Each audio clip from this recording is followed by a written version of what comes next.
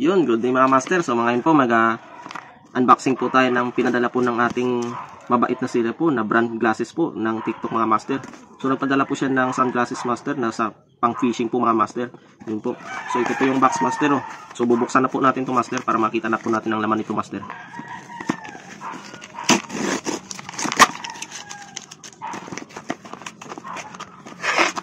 So ito po yung box master oh, laman niya master oh, yan. So meron po siyang tali para sa salamin master. So ito na po yung kanyang lalagyan master. Ganda-ganda. Ang ganda-ganda master. May tali na. Yan po master. Tapos ito po yung salamin master. Buksan po natin. Ito ang salamin master. Yan. Kabalo to sa plastic.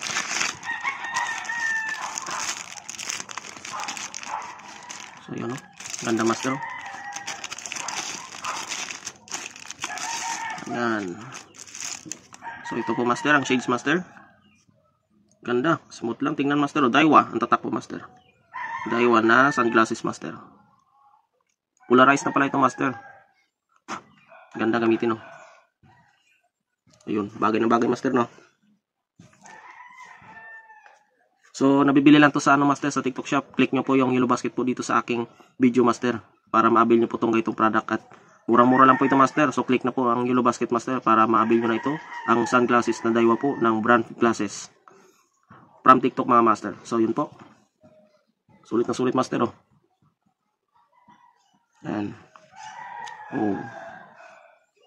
Ito na po yung aking pang-apat na sunglass mga master na pang fishing. So sulit na sulit master. Magandang pang forma po. Pwede pong pang travel tsaka pang fishing master. Adventure. Ganun din. So yun po. Yun na lang po master. Maraming po salamat.